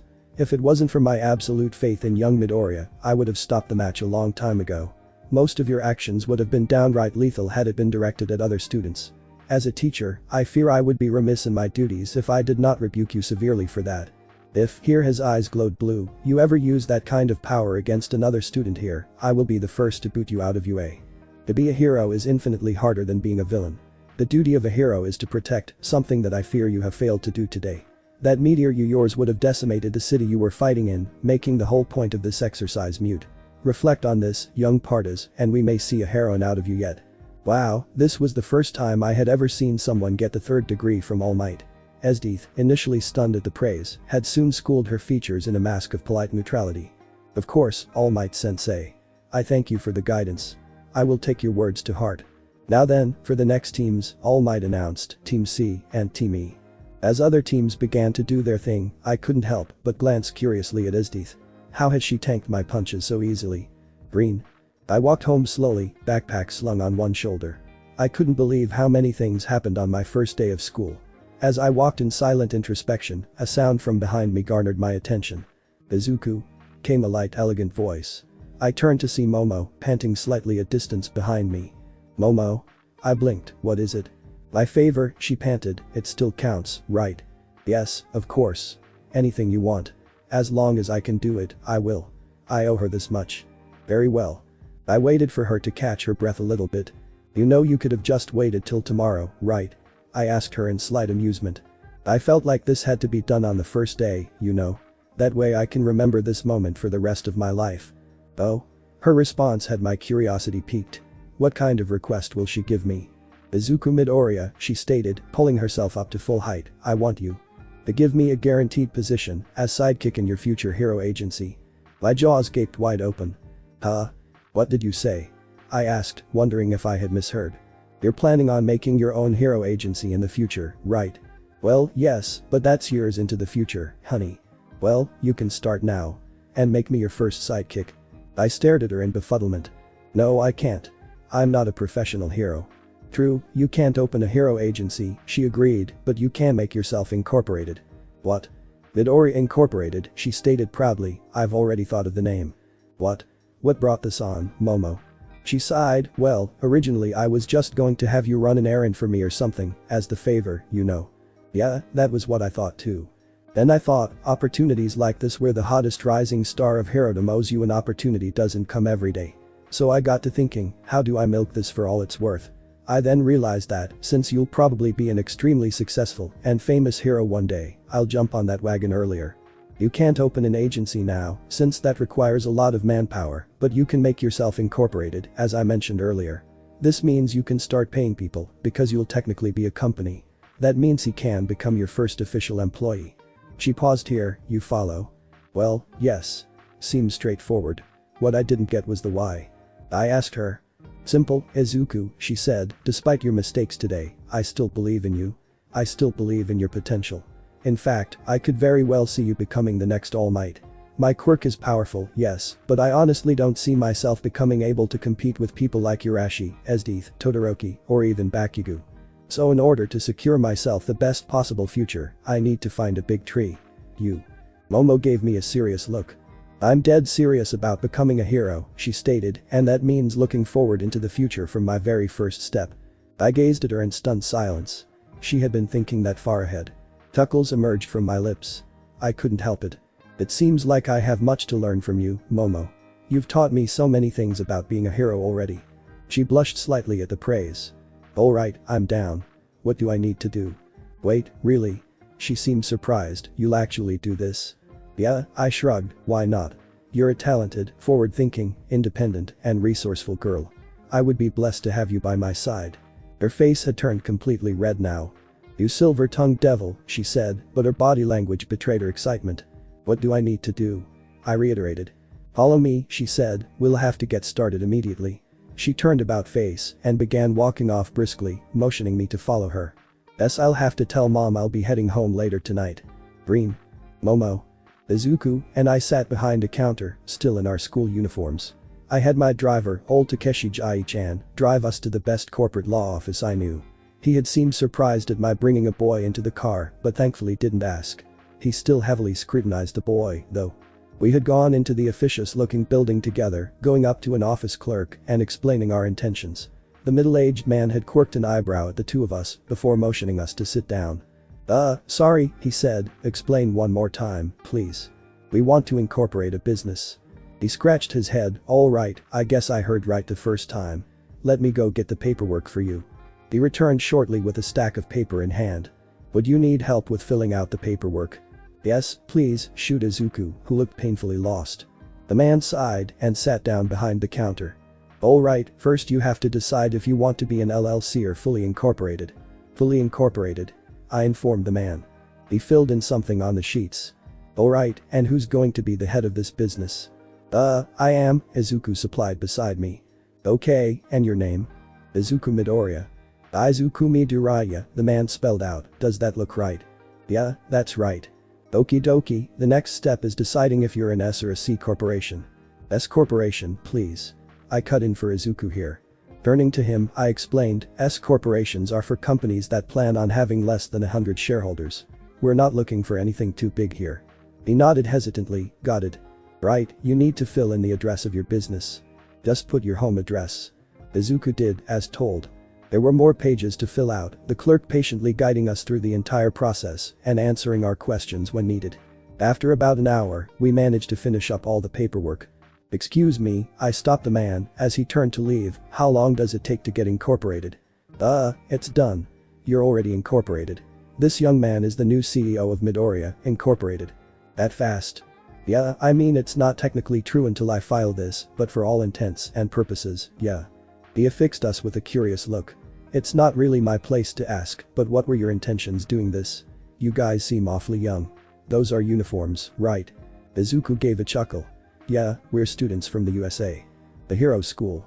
What are two heroes in training doing incorporating themselves? Thinking of starting a hero agency? I coughed gently into my hands. Of course not, I said, elbowing Izuku in the ribs. He had just been about to reflexively agree. He shot me a confused look, which I returned with a glare. We're a perfectly legal business entity selling hero products. Hero products? As in products specifically for hero use? I glanced at him warily. Yeah? You'll need a license for that. What? How do you get a license? He scratched his chin. Well, you need to pay a certain fee and also prove you have the means of production. How much? 50 grand. I choked. 50 grand. I definitely did not have that kind of money. Crap, I didn't think we'd run into an issue here. It had all been going so smoothly. Beside me, Izuku looked to be in deep thought. If we have this license, he began, is there anything else we need to do in order to become a company? Nope, the man popped the P, this is all. The green-haired boy beside me sighed and pulled out a black card from his wallet. Let's do it then. The man and I both blinked in shock. You have the money? I asked in disbelief. I come from a well-off family and I can't even casually wave around that kind of capital. Yeah, he responded, it's complicated. Tell you later. We finished up some paperwork and finally the clerk said, well, you still need to show me the means of production. Izuku shot me a look. Your turn, he mouthed. I understood immediately. A glow of light emerged from my palm as a flash grenade appeared from the light. Here, I showed him, means of production. It's real. He reached out to touch it, eyes wide in wonder. Okay, you're all set. Congratulations, I guess. Green. How did you pay for that? I rounded curiously on Izuku as we walked out of the building. He sighed. When I was young, I was the main subject of a large-scale research project. I didn't know that. He saw my look and quickly reassured me, it's not what you're thinking. Everything was completely legitimate and by the book. I wasn't experimenting or anything. Oh, good. As the main subject, I got paid really well for my cooperation. I've never really had a use for all that money, so my mom just kept it in an account for me. That's it, really. What kind of research? I asked, I mean, if it's okay to tell me. It's fine, he laughed, just that I started growing new organs when I was young. They couldn't figure out how when I didn't have a quirk. You didn't have a quirk? Yeah, he froze mid-sentence. Yeah, they thought he didn't have a quirk, but it turns out I actually did a crazy thing, it was. I narrowed my eyes at his suspicious behavior. That sounds like bullshit. Look, can we drop this topic, for now? He clearly looked uncomfortable, but I decided we weren't close enough for me to dig too deep without seeming rude. Alright, I conceded, changing the topic, now, about our agreement. Oh, right, he latched onto the lifeline quickly, you're hired. Now. As of this moment. Congratulations. Thank you, I smiled sweetly, but what I meant was the original plan. I want the position of main sidekick. This is the favor. I'm the first. The biggest. Understand? In return, I'll support you to the top with all I've got. He blinked at me. What? Nothing. It's just, you're the second person to ever say that to me. Oh? Who was the first? She designed this thing, he showed the band around his neck and my suit. My ears immediately perked up. She? Oh, yeah. I'll introduce her sometime. You love each other, I promise. Is she your girlfriend? Oh, he hesitated slightly there, no. It's nothing like that. No way. I let out a breath I didn't even realize I was holding. Oh. Okay. There was suddenly an awkward silence in the air. He was the first to move. I guess I'll see you tomorrow, then. Of course. Do you need a ride home? No, I can just make a weird gesture, waving his hand up and down jerkily, and jump home. We bade our goodbyes and went on our way. As I glanced at Izuku's retreating figure, I felt the enormity of the day's events crash into me. Oh my god. What have I done? The night quickly passed and I made my way to school the following day. Taking my seat at the back of class, I took the time to review the events of the day prior. After separating from Momo, I went home and arrived to the sound of rushing water in the kitchen. My mom had popped her curious head into the hallway, asking, "Is that you, son?" "It's me." It's not like you to come home late, dearie. Was there something going on after school? Oh, it was nothing. It's just that you're looking at the proud new CEO of Midoriya Incorporated with a grand spanking total of 1 employee. She laughed. Oh, you silly boy. Ever the jockester, I see. Dinner's on the table if you're still hungry. Thanks, Mom. Sometimes the truth was just so absurd that if you weren't there for it, no one would believe it ever happened. I found my attention being drawn back into the present when I sensed someone settle down in the seat to my right. I turned my head to see Momo, who gave me a small wave and a smile. Good morning, sir. There was a teasing edge in her voice. You don't have to call me that, I groaned, already foreseeing the plethora of issues that would come with her calling me sir in public. Just Izuku is fine. She gave me a faux-affronted look, but tradition dictates that a fine line is drawn between employers and employees. You shall refer to me by name, while I, on the other hand, will address you by your proper title. I raised one sarcastic eyebrow. My title? I didn't realize I had one. Don't be silly, you're the CEO of a company. Of course you have one. Yeah, I said, a shell company. Still technically a company. And who knows, maybe it might go somewhere in the future. Whatever, I rolled my eyes, just don't call me sir in public. Roger that, sir. She gave me a mini salute, coupled with a giggle. I sighed. Speaking of which, she continued lightly, we never decided on a proper position for me. What? My official job position, she said. Why the hell do you need a job position? This is all fake, remember? It's just a temporary thing until we graduate in 3 years and I can officially open a hero agency. She pouted, well, I'd still like one, regardless. You're not getting one. Why not? Because this conversation is dumb. Dumb? She said hotly, how's clarifying my position with you dumb? I immediately cringed at the volume. Keep your voice down, I hissed, are you trying to make a scene? She ignored me. I can't believe you, she continued, beginning to attract a few curious stares from the rest of the class. Have you ever put any thought into our relationship? She pretended to dab away tears at the corner of her eye. I stared at her incredulously. What the hell is she talking about? Whispers were beginning to pass around the room. I didn't realize Midoriya and Yaoi Rozu were like that. Me neither. What a lucky bastard, that Midoriya. Wait, it seems like they're having relationship issues right now. Does that mean I still have a chance? Look, now they're mistaking us for a couple. Tell me, she cried, a coy smile suppressed at the corner of her eyes, what am I to you? Why the fuck are you saying it like that? You're my, I stared her in the eyes, beloved.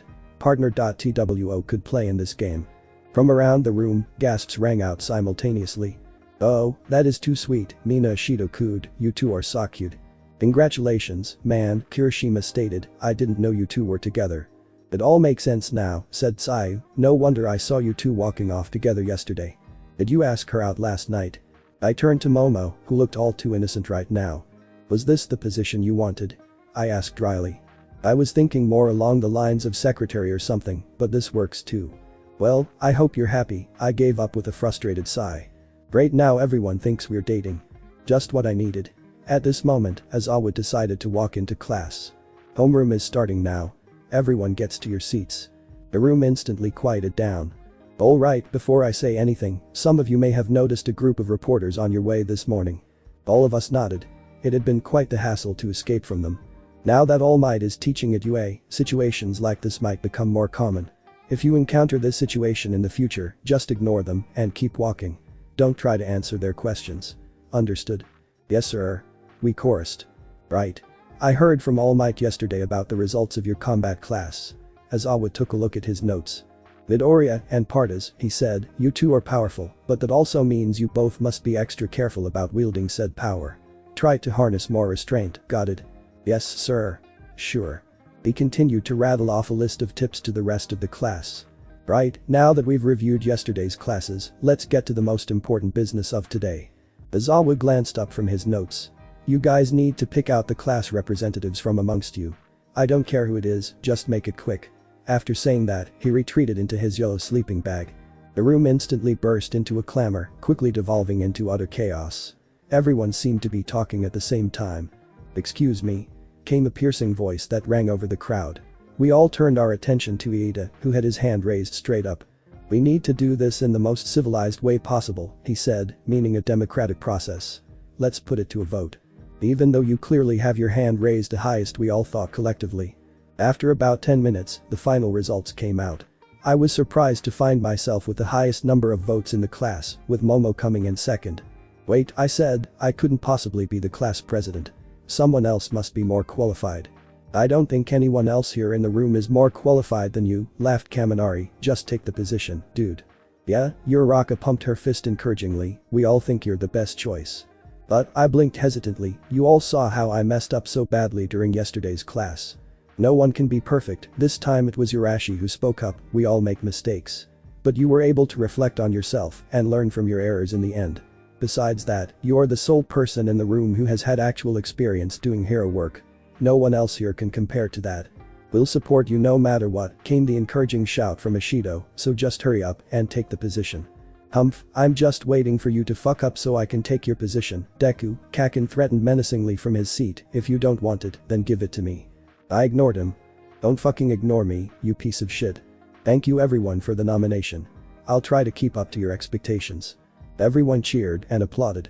Hell yeah, that's the spirit. Class 1A, represent. Alright, that's enough. Aizawa stepped in at this point. You're gonna blow out my eardrums at this rate. Green. Momo. So, came the sly voice of Ishido, you and Midoriya, huh. The girls and I were currently seated around a cafeteria table. Pretty much all of the 1A girls were here, save for Esdeath, who had disappeared somewhere for lunch.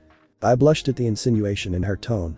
There's nothing between us, I denied, we're just normal friends. Oh, you can't deny it, Hagakure sang, we all heard him loud and clear today. Oh yes, Jiru's eyes twinkled mischievously, what did he call you again? Something like my beloved. My beloved partner supplied Uraraka. Oh, that's so romantic. Did he ask you out last night? That's right, Asui jumped in at this point, I saw you guys walking together after school yesterday. He even went into your car, I think. The girls pestered me for details about a non-existent relationship, which gave me a pounding headache. If I had known this was going to be the result of my intentional outburst this morning, I would have kept my mouth shut. No matter how much I tried to deny everything, they just seemed to take it as me being shy and sink further into their delusion. Oh dear, I thought, I seemed to have dug quite a pit for myself. The topic eventually petered off when they realized I wasn't going to supply any juicy details, switching tracks to the missing member of our party. Has anyone seen Esdeath-chan? Someone asked. Yeah, she disappeared somewhere. I haven't seen her since the bell rang for lunch. Asui mentioned. She seems quite cold and aloof, Uraraka said, maybe she just prefers to eat lunch by herself. TCH, what's with that, Ishido complained, thinks she's better than us or something. Well, you saw how powerful she is yesterday, Hagakure said, she even managed to beat Midoriya. That's right, you were there, Momo, Jiru mentioned, what was it like? I thought back to the fight I witnessed yesterday. I couldn't suppress a chill that shot down my spine at the memory of those two duking it out. Those two, I began, are monsters in their own right. The group let that phrase stew in the air for a bit. Yeah, eventually Ishido spoke up, I wouldn't want to fight either of them, ever. I'm glad they're on our side. So am I responded, inwardly thinking, you have no idea how glad I am for that. I feel bad for whatever villain gets in their way, mused Uraraka. We all shared a laugh at that. Breen. The next day. The day's hero class was focused on rescue training. Our class was currently gathered outside a large dome-shaped building. Aizawa-sensei and an unfamiliar figure in an astronaut suit stood in front of the gates. Hello, everyone, the astronaut waved cheerily, my name is 13 and today I'll be your rescue training instructor. This building you see behind me, he gestured broadly to the dome-shaped architecture, is called the Unforeseen Simulation Joint, also known as the USJ. Here, you will learn to utilize your quirk to rescue people in a variety of simulated conditions. Some of you here were born with extremely powerful quirks that could easily kill someone. 13 didn't mention any names, but we all knew who he was referring to, but quirks were not given to you to hurt others. Remember that always. I raised my hand, excuse me, sensei. Yes Yaoi Rozu? Aizawa asked. Where is All Might sensei? Not to be rude, but I was under the impression that he would be teaching us hero foundations. He's been held up with hero work outside of school, as always stated, we're not sure if he can make it in time for class, so we'll just have to make do without him. He and 13 shared a meaningful gaze. Alright then, I placed my hand down. If there aren't any further questions, we'll head in now. The inside of the dome was even more impressive than the building's outward appearance. From where we stood, I could see a multitude of landscapes dotting the building. A large lake, a dilapidated area with crumbling buildings, some of which were on fire, a large rocky outcrop to the side. Whoa, Minetta's eyes were sparkling, this is like the amusement park, but 1,000 times cooler. 13 gave a laugh at his words, that's definitely true. This right here is a perk that only heroes get to experience. Alright, so what's first? The sound of a switch being flipped off interrupted 13. All around us, lights began to shut off from around the inner dome of USJ. What's going on? Asked Kaminari, is this part of the lesson? The black-purple mist suddenly phased into existence a distance away, in the middle of USJ. It expanded from the size of a fist to about the same size as the face of a double-decker bus. From within the mist, men and women of all shapes and sizes began to walk out, glaring at us menacingly. Aizawa crouched slightly, no, this isn't. 13, protect the students. This is a villain attack. Try to contact the school. I can't, replied the astronaut, there seems to be something interfering with the signal. So this was a planned attack, huh, as always stated, bring the students out of here. I'm leaving it to you. Oh, don't be in such a hurry to leave. From within the mist, a man with hands all over his body walked out. Besides him were two figures. One seemed to be wearing a suit. He had metal plates around his collarbone, and his entire body seemed to be made out of the same purple mist the other villains walked out of. However, my attention was focused on the hulking black figure on the other side of the man. The body type was wrong, as well as the skin color, but the face. Midoriya, the trembling voice of Mineta rang out from our group. Why does that black villain have your face and hair? It was almost an identical look. The curly green hair, as well as the facial structure, everything was identical. However, the other villain had an impassive, slightly dumb-looking expression on its face. We all turned to Izuku, who looked equally as flabbergasted as we were. I have no idea, he said, I'm just as lost as you are.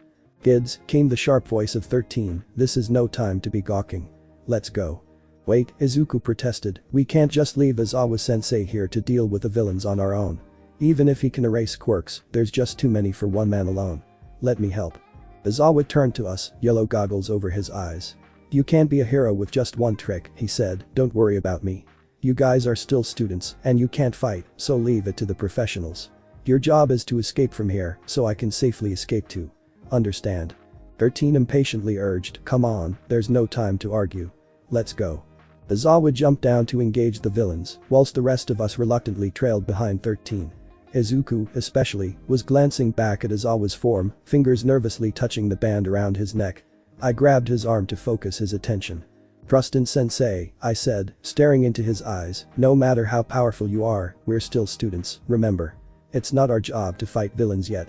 But he started, but cut himself off with a frustrated sigh, I know, but it just really frustrates me to not be able to help despite being able to. I gave his arm a consoling pat, I know. We're all frustrated. But we've got to do the right thing. Yeah. Our plans to escape were swiftly brought to a halt, however, when the Misty Man teleported in front of us, cutting off our escape route. Ah, the party has just started. Where are the guests going, I wonder? That back behind me, 13 yelled, putting himself in front of us. The villain gave a chuckle at the sight, my, it's like the mother hen protecting her chicks. I wonder if that makes me the big bad wolf. No, 13 said, opening the caps at the edge of his fingertips, it makes you someone who's about to be in a world of pain. Ho ho, chuckled the villain, so scary. He crossed his arms, looking entirely unconcerned. How long are you going to make us wait? We all froze, wondering what he meant. A minute sigh rang out, and we all watched in shock as a spear of ice penetrated 13 from behind. The astronaut collapsed onto the ground, unmoving. Dead. Esdeath Partas walked out from within the class, stepping lightly over the body of 13 as she approached the misty villain. Her face was impassive and cold like an iceberg. Esdeath Izuku's strained voice rang out. What the hell? She made an about face, turning her body to face us, standing with one hand cocked on her hips from her place next to the villain. Allow me to introduce my colleague, Kurogiri. She said, we are members of the League of Villains. Our primary goal. She licked her lips, giving them a glossy shine. To assassinate the symbol of peace. The revelation left us reeling. What? Green? Izuku? I could feel the anger growing hot inside me. The body of 13 lay cooling off to the side, punctured through with a spear of ice. How could she do this? How could she betray us? Why? I gritted out, why do this? What did they threaten you with to make you betray us? Betray you? She feigned surprise, I didn't betray you. I was never on your side, after all. Somehow, that made it worse. We trusted you, Uraraka said, tears in her eyes. We treated you as a friend. And this is how you repay us? Kirishima looked completely enraged, his quirk already activated all over his body. Esdeath snorted. Your friendship means nothing. I've only known you guys for 2 days, anyway. Spare me the dramatics, please. Some of the girls gasped in hurt. Who cares, Bakugo snapped, it's clear she's an enemy. Let's just blow this bitch to the heavens. Wait, I said, stopping the members of the class that were about to engage in combat. With Aizawa-sensei preoccupied and 13-sensei incapacitated, the chain of command falls down to me. You can't possibly be telling us not to engage. Bakugo looked at me incredulously, we're holding back even at this point. No, of course not, I replied, my mind racing furiously at this point. The situation has escalated too far for us to just sit back. Right now, our priority is to alert the school. But how? Iida, I snapped, causing the bespectacled boy to snap his head in attention, I need you to escape. What? He said, I can't possibly leave you guys behind. You're the fastest runner in class besides me and Urashi. You're the only one who can send out the news as fast as possible. I can fight, he insisted, but I cut him off, I know you can. I snapped. He flinched, taken aback. I know you can, I repeated in a softer tone, but we don't need Iida who can fight.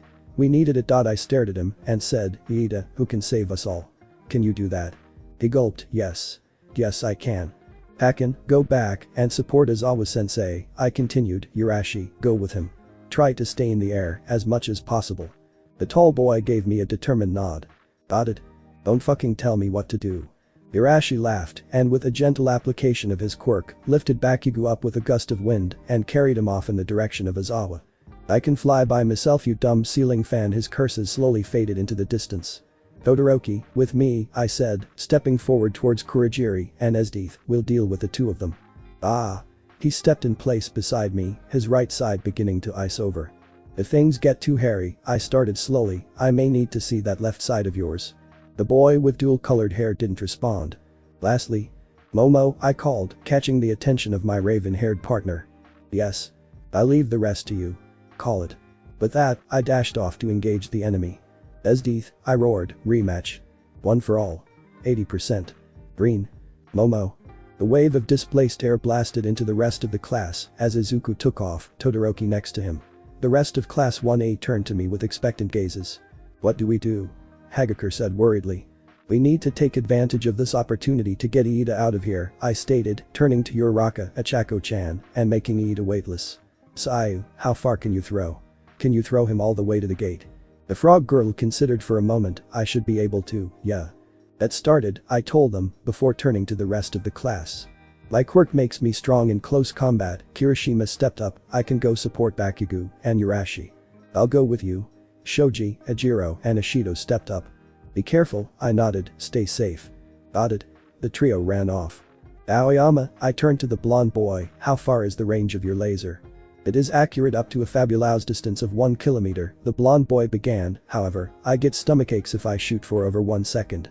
That's fine, I reassured him, just do your best to snipe the villains. Kaminari, go with him. Find a vantage point. Protect Aoyama. Anyone get close to him, taste them. You betcha. He winked at me. Let's go, Frenchie. Wait, are you even French? This left Okoyami, Shiro, Jiru, Mineta, Hagakure, and me. Okoyami, I began, can you fly? With Dark Shadow. He looked surprised, summoning his alter ego out from within him. Can we, Dark Shadow? No, boss. We could try. Dark Shadow tried to lift up Tokoyami, but couldn't get him off the ground. Sorry, boss. What if he wrapped around you, I asked, like a cloak or a wing? Ooh, I like that idea, boss. Super edgy and cool, just like us. Tokoyami tried my suggestion, and to our collective surprise, he began to float. The bird head looked at me in excitement, thank you, Yaoi Rozu-chan. I've discovered a new use of my quirk thanks to you. What do you need me to do? Fly around. Observe the situation. Help anyone who needs it. Your aerial support. He nodded and took off. Shiro stepped up, watching me eagerly. What can I do? I looked him over in consideration. Tape, huh? You can find fallen villains and subdue them with tape. Tie them up. Also, if anyone from our class is injured, use your tape as emergency medical aid. Shiro enthusiastically nodded and ran off to do his bidding. I turned to the remaining members. You guys just follow me, I said, we'll go support whoever needs the most help. The loud boom shook the USJ building, and we turned to see Esdeath crash into the ground, causing cracks to form all over the earth. Izuku landed not far from where she lay, a small crater forming around his legs from his landing. In his hand was the ragged-looking body of the misty villain, Kurogiri, who was slumped like a ragdoll. Izuku threw the black villain next to Esdeath's unconscious form, a quiet fire burning in his gaze. "Todoroki," he said, "encase them in ice, please." Ice began to form around the bodies of the two villains, encasing them completely so that only their head was visible. Everything else was covered beneath thick layers of ice. We stared at Izuku in absolute shock. How long had that been? Barely 5 minutes. Maybe even less. He shrugged, like swatting a fly. "What's next?" "Breen. Izuku. One for all. 80%. I blasted off towards Esdeath at blistering speeds, fueled by my rage. I was holding back nothing from the start. I'm going to make this woman regret crossing me. Esdeath was barely able to throw up an ice barrier in time. My fist impacted a wall of ice, several tens of meters thick, but it still instantly disintegrated into shards of ice. Behind me, Todoroki had already engaged Kurogiri, sending blasts of ice at the villain, who kept warping out of the way. "So forward," Esdeath smirked, leaping back a distance away. "You know women don't like men who come on too strong, right?" I replied with a gale of force sent her way. She dodged to the side, a wave of ice forming beneath her boots. They trailed towards me, turning into spikes that rose from the ground. With a flick of my fingers, I created a cannon of air that blasted the spikes to pieces and even pushed Esdeath off balance for a bit. She righted herself almost immediately, using constructs of ice to help her maintain balance. "You weren't this strong yesterday," she panted, the physical exertion of such rapid usage of quirks catching up to her. "Were you holding back?" "Of course I was holding back," I told her. "I didn't want to kill you by accident." Her eyes widened at my declaration. "Magnificent," she breathed, "you continue to surpass my every expectation. As expected of the man I have my eyes on." "Flattery won't get you anywhere, you psycho bitch," I spat. "You killed 13 sensei. Don't think you can get away with this." "Aw, such hurtful words," she pouted, "you'll make a girl cry." She suddenly hurled a dagger made of ice at my face. My hand snapped up to crush the projectile mid-air, but her intention was to distract me. "Got you," she grinned, before a pillar of ice slammed into me from underground. It launched me into the air, flying towards the domed ceiling of USJ. Esdeath leapt up after me, long blue tresses fluttering behind her. It kind of frustrated me how beautiful she looked even when trying to murder you. However, attacks of this magnitude can damage me, I stated coldly. Slamming both fists behind me, I forcefully changed vectors, flying back towards the ground, towards the incoming Esdeath. I silently prepared the smash that would end this farce of a fight for good. Esdeath smirked, bringing her hands up to form a triangle at chest level. The tattoo on her chest began to glow blue. "Mahidoma." I didn't understand what happened. One moment she was still a distance away from me, the next she seemed to have teleported directly in front of me. A spear of ice was lodged through my chest, and my arms and legs were both frozen. She leaned in really close and pecked me gently on the lips. "The thing is," Esdeath said, staring lovingly into my eyes, "I was holding back yesterday, too." I smiled at her, a trickle of blood leaking from the corner of my mouth. "A man who can smile the moment before his death," Esdeath said. "I haven't seen a man like that before. You truly are one of a kind, Izuku. Makes me kind of sad, really. I really wanted to see what you look like when you let loose completely. It would have been such a majestic sight." "Who said I was dying?" I said, giving her a feral smile. "You should have gone for the head." One for all surged, and I easily broke out of my icy confinements. "Plus ultra," I intoned, staring at the shocked woman, before punching her in the solar plexus, sending her spiraling down into the earth below. "Bitch." Todoroki was still fighting Kurogiri, who seemed to be having fun teleporting around the attacks of the frustrated teen. I decided to help him out, using one for all to send me flying towards the villain. I was able to catch the villain off guard, and with a well-placed smash to the metal construct around his neck, he was neutralized as well. As I fell back towards the ground, I secretly took out a syringe from within my utility belt pouch of my hero costume. It was designed by Melissa as a special tool to help collect quirk samples from. I jabbed it into Kurogiri and harvested a little bit of blood from him. Apparently, there was a body beneath all that mist. Melissa could probably do something with this. Pocketing the spoils, I landed on the ground heavily, cratering the floor slightly. I tossed the villains close together and had Todoroki encase them in ice. I briefly considered harvesting Esdeath as well, but decided that it would be too risky with all these eyes on me. I turned to Momo, who was gaping at me. Besides her were Mineta and Jiru. Like swatting a fly, I told them, "Who's next?" I pulled the spear of ice out of my chest, wincing a little at the sensation of a breeze flying through the hole in my chest. Jiru gasped, her headphone jacks flailing wildly at the sight of my injury. "Midoriya. Your chest." I waved off her concern. "It's fine, I'm already healing. See?" The wound was steaming slightly as tendrils of muscles seemed to twist themselves together into a heart before muscles formed over the organ, covering it from view. The tissue damage was easy to repair, but the damages to the ribcage would take longer to heal. Esdeeth's ice spear managed to penetrate through the thick bone plating beneath my torso, which was a testament to just how powerful she was. If I hadn't had one for all, and if I hadn't possessed a second heart, she would have killed me with that last move of hers. What was that? I wondered. It was like she teleported or something. But her power is ice manipulation, I thought, or does she have multiple quirks? If so, that means the person she's working for is all for one. This could be really bad. I smell a horrible conspiracy behind this attack. All Might needs to know as soon as possible. But for now. I turned towards the sounds of combat in the distance. Let's go round up the rest of these jumps. Green. Most of the small fry villains had been taken care of by the time we arrived. The ones that were left were the ones that possessed slightly dangerous quirks, but it looked like my classmates were handling them fine, for the most part. Most of us had teamed up into pairs or trios to fight one villain. The hand villain, standing next to the weird black doppelganger of me, was currently glaring at me through the holes in his mask. "You cheated," he growled, "you cheated. How was I supposed to know there was a hidden boss like you amongst the student body? Esdeeth didn't report that you were this strong." "Esdeeth didn't know I was this strong, either," I lightly replied, "and now she's paid the price for it." "You'll regret this," snarled the villain, "I'll make sure you do." Right, I dismissed his threat, "Stop the pointless blustering already. Can we get to the point? Seriously, it's like you villains read off a script or something." "Nomu," he growled, "taught this boy a lesson." The hulking monstrosity, albeit a handsome one due to it having my face, stepped forward. Midoriya, Aizawa's voice caused me to snap in his direction. "Be careful. It's a lot stronger than it looks." Our homeroom teacher looked at me in horrible shape. His arms and legs were both bent beyond recognition, and I could see Zero beside him frantically trying to stem the blood loss with tape. "Aizawa-sensei." I let out a concerned shout. "Don't worry about me," he gasped, "just don't die. I order you, as a teacher, to not die. Otherwise I'll go to heaven myself to fail you there, understood?" "Yes, sir." "Get out of here with that disgusting sappy hero shit," the hand villain spat. "Nomu. What are you waiting for? Attack." The abomination seemed to be hesitating slightly, however. It looked at me curiously, the dumb mindless look still in place, but there was a glint of something more hidden behind its eyes. "Nomu."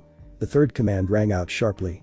Whatever signs of intelligence were immediately wiped out as Nomu gave out a terrifying roar. It rushed towards me at a blinding speed, but I was easily able to track it. I met its punch straight on with a punch of my own, the force of our clash creating a ripple of force around us.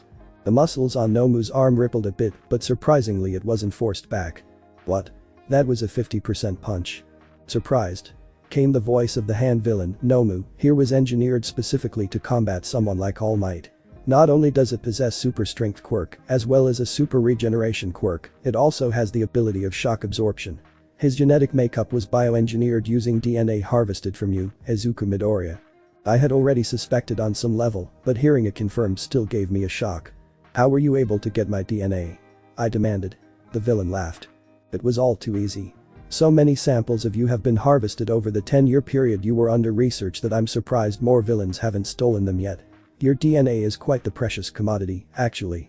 They promised it would be held under the tightest possible security," I said. "Please. That means nothing in a world of quirks. A safe is only as tight until it meets the quirk that unlocks it."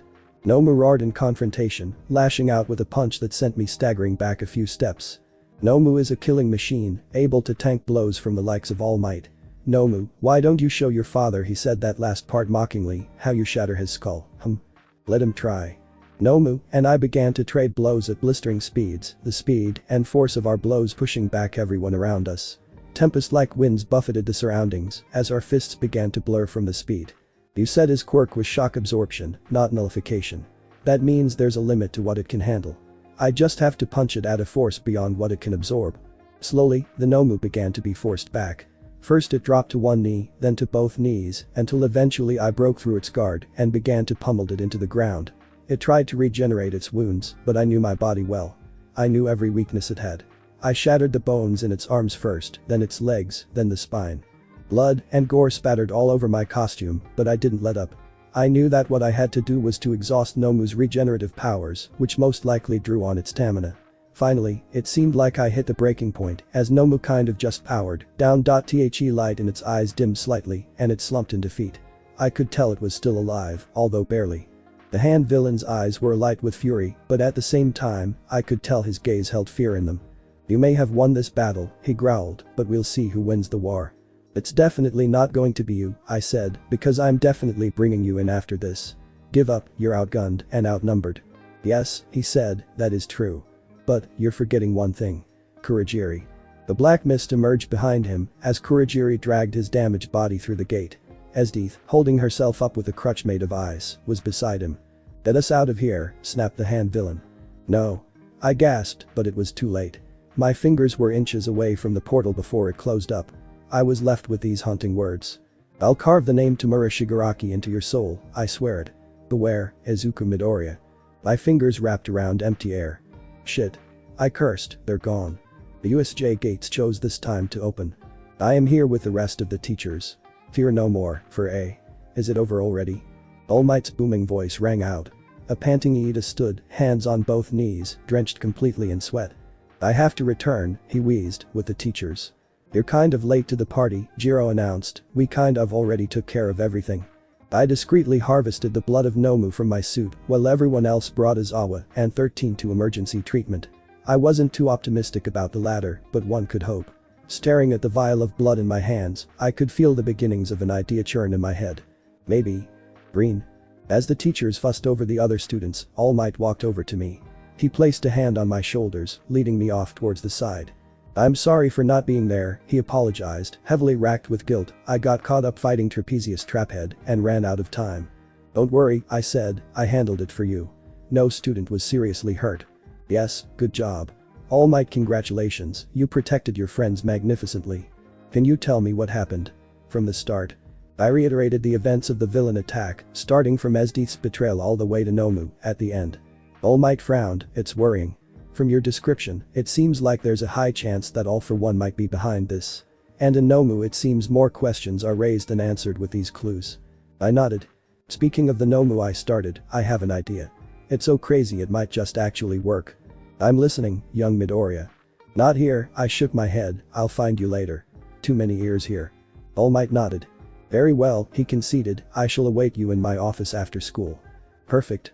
That gave me time to prepare, too. I needed to make a few calls. I walked away from my master, pulling out my phone and beginning to dial in the numbers for a certain blonde friend of mine. Later on in the day. I knocked on the door to All Might's office. Come in. I walked into a normal-looking office. It was sparsely furnished, but still managed to look comfortable and homely. Dotted on the shelves were some pictures of All Might and some of his accolades. Young Midoriya, All Might greeted you, you're here. Yes, I gave him a smile, and I have something for you. For me? He parroted, blinking in confusion. He was currently in his normal form, since there were just the two of us. Like a gift. Better, I said, like a cure. All Might looked confused for a moment, but, as the weight of my words settled in, his eyebrows seemed to raise in proportion. What? He exclaimed, what do you mean? Explain yourself, please, young Midoriya. There was a hint of cautious hope in his voice. The Nomu I found today had an amalgamation of 3 quirks, I said, super strength, super regeneration, and shock absorption.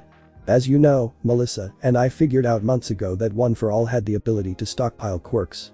All Might nodded, yes, you demonstrated to me your mother's telekinesis the morning after. I was extremely surprised, I recall. Then All Might caught onto the hidden message in my words, wait, you couldn't possibly mean.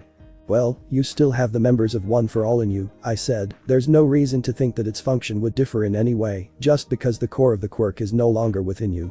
Young Midoriya, All Might whispered, do you truly believe this has a chance to work? I called Melissa, and she backed me up. She even helped me with isolating the quirk metagene from behind the screen. If this works, I looked into his eyes, you'll no longer be limited by the 3 hours a day rule. Alright, he conceded, I trust you. What must I do? I pulled out a small metal case from my bag. When I opened it up, there were 3 small vials of serum inside. 2 of them were synthesized from Nomu, while the last was synthesized from Kurogiri. I handed a Nomu one to All Might. Eat this. I couldn't resist the throwback. He grinned at me and chugged the serum, throwing his head back. Blurg, he made a face, that is vile. I watched him carefully for any reactions. How do you feel? I asked. I began, feel energized. Like someone who had been walking through the desert suddenly getting a mouthful of cold, clean water. That was probably One for All at work, eating Nomu's abilities, for lack of a better term. All Might began to steam slightly, and not because he was transforming into his muscle form. Muscle seemed to return to his body as his gaunt skeletal frame began to fill out, inflating like a balloon. The transformation took about 10 minutes to complete, but at the end of it, a powerful-looking, middle-aged man gazed back at me with shining blue eyes. "Young Midoriya," he choked, pulling me into a bear hug. He transformed into his muscle form, patting me emotionally on the back. "You miracle worker you." He seemed too emotional for words. I admit, I felt a little emotional, too. It was always a sad thing, seeing your idol fall to the degree he did, but I was glad I was able to reverse that. Choosing you as my successor was the best decision I ever made in my life. He patted me heavily on the shoulder. "Thank you." "Anytime, master," I smiled back. It's only right for a disciple to help his master, after all. He looked at the case in my hand. "There are 2 more serums, I see," he stated. "Yes. This one is another Nomu serum, and this one I got from Kurogiri, the villain with the warping quirk." All Might nodded, they both have powerful quirks. "I don't have an issue with you using these to obtain more quirks, but please be careful. This is straying closely to All for One's territory. I don't want you becoming like him, a madman with nothing in his mind besides the pursuit of power." "I will," I nodded, "I'll keep your words in mind. Try not to use those quirks you obtained in public," All Might instructed, "it'll be too hard to explain. Only reveal your hidden cards in emergencies." Got it. I took the remaining 2 serums right then and there, in the office. It felt like an injection of power into my veins. I closed my eyes and felt the power settle down inside me. Reaching out one hand, I concentrated. Slowly, a purple mist-like substance began to emerge from my skin, slowly forming into a gate in front of me. Keeping my destination in mind, I walked through the gate, only to reappear from behind All Might's desk, about 5 meters away from my original position. "It worked," I exclaimed happily. "It's a very versatile quirk," All Might nodded appreciatively, "you'll be able to put it to good use." He took a look at his watch. "Oh my, look at the time," he said, gesturing to the timekeeping device. "It's nearly 6. You should head home soon, young Midoriya. You've had a long day." "Yes sir." I bowed respectfully to him. "I'll be taking my leave, then." I was eager to test out the capabilities of my quirk. Placing the mental image of my house firmly in my mind, I began to slowly construct a gate that should warp me directly in front of the house. "See you tomorrow, sir." I gave him a bright smile as I walked through the gate. "Have a safe trip, young Midoriya." I waded through the black mist, emerging through the other side to step on concrete. The words died in my throat as I took in the scene before me. The smile on my face froze in place. My house, no, what you said, Toby, my house was in ruin. Large pillars of ice penetrated through the building, and the entire house looked like some demented giant baby had trampled on it. Shards of ice lay broken around the yard, and the entire second floor of the house had collapsed on itself. A crowd of neighbors had gathered around the scene of the disaster, crowding around the entrance. Bright yellow tape had encased the perimeter of the house, and crawling through the wreckage were a bunch of men and women in uniforms. A raw scream tore itself out of my lungs. "Mom." Thanks for watching my video, and make sure to check out the author of this fanfic, link is in the description. See you next time, till then sayonara.